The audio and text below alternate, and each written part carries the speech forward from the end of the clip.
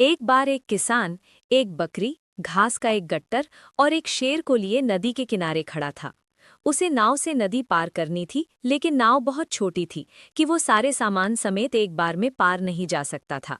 वो अगर शेर को पहले ले जाकर नदी पार छोड़ आता है तो इधर बकरी घास खा जाएगी, और अगर घास को पहले नदी पार ले जाता है तो शेर बकरी को खा जाएगा। अंत में उसे एक समाधान सूझ गया। उसने पहले बकरी को साथ में लिया और नाव में बैठकर नदी के पार छोड़ आया। इसके बाद दूसरे चक्कर में उसने शेर को नदी पार छोड़ दिया, लेकिन लौटते समय बकरी को फिर से साथ ले आया। इस बार वो बकरी को इसी तरफ छोड़कर घास के गट्टर को दूसरी ओर शेर के पास छोड़ आया।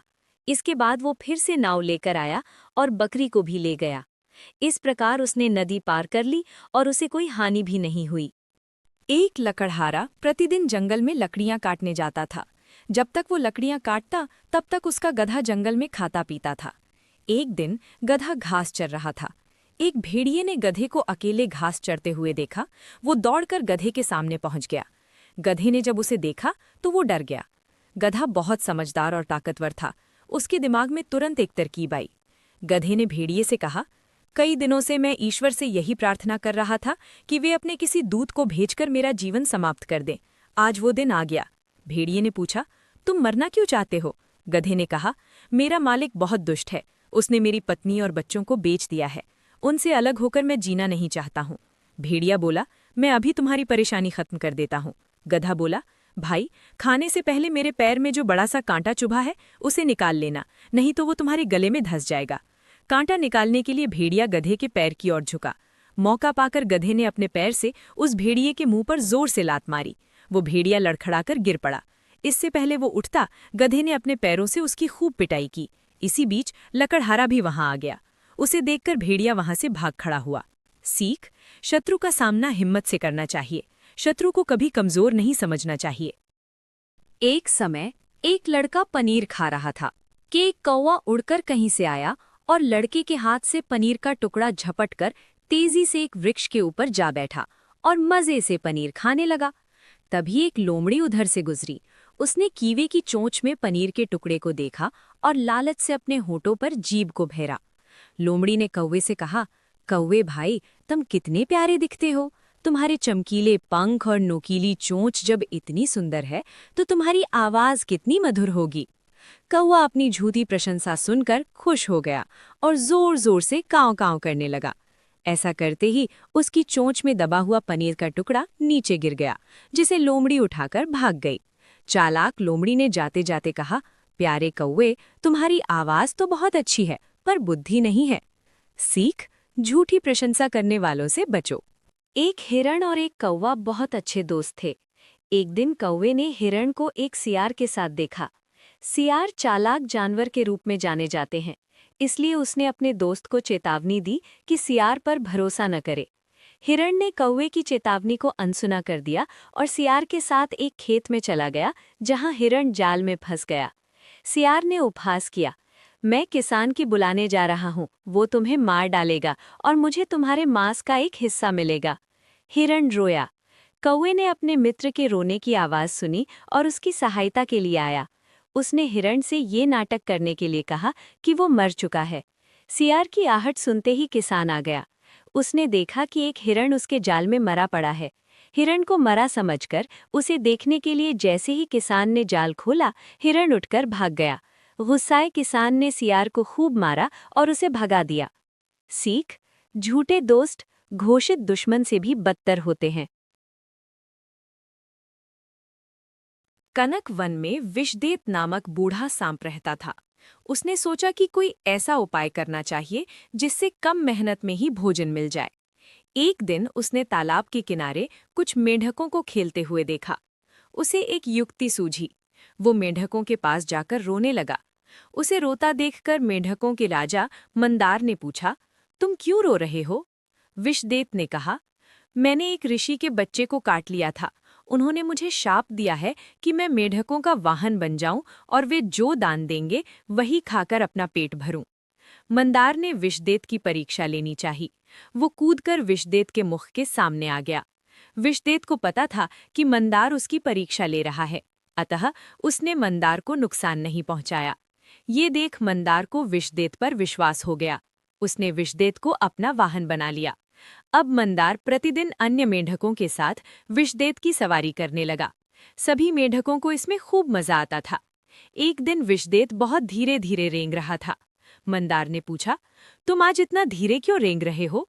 विषदेत बोला, श्राप के कारण मैं कई दिनों से भूखा हूँ, इसी कारण कमजोर हो गया हूँ। मंदार ने कहा, तुम्हारी पीठ पर जो आखिरी मेंढक बैठा है, तुम उसे खा लो। इस तरह अब प्रतिदिन दिन भर घूमने के बाद विषदेत को मेंढक खाने को मिलने लगे। धीरे धीरे सारे मेंढक खत्म हो गए। अंत में विषदेत ने मंदार को भी खा लिया। सीख: अपने लाभ के लिए दूसरों को नुकसान पहुंचाना गलत है।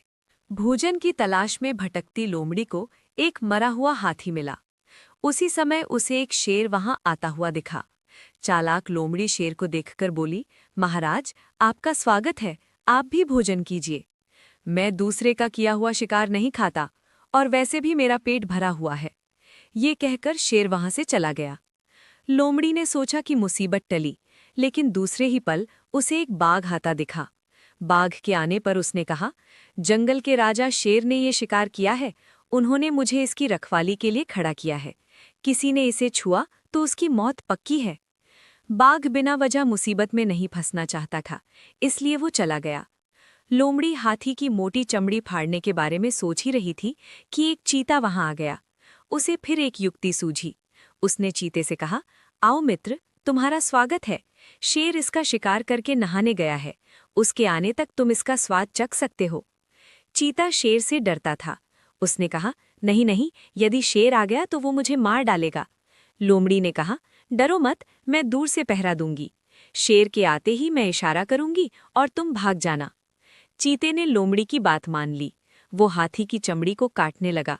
थोड़ी देर बाद लोमड़ी चिल्लाई, भागो, शेर आया, शेर आया। ये सुनते ही चीता वहां से भाग गया और लोमड़ी ने आराम से भोजन किया। सीख: समझदारी से किसी भी परेशानी को सुलझाया जा सकता है। बुद्धिमान कोई भी कार्य सोच समझकर करते हैं। कालकेय राज्य के राजा गंगाधर के पास एक बंदर था। उसका नाम गंगू था। गंगू बहुत मूर्ख था, फिर भी वो गंगाधर को प्रिय था। एक दिन दोपहर को भोजन के बाद गंगाधर अपने कमरे में सोने चला गया। गंगू भी उसके पीछे पीछे चल दिया। जब गंगाधर लेट गया तो गंगू पंखे से हवा देने लगा। राजा गंगाधर को नींद आ गई। गंगू वहीं बैठा था।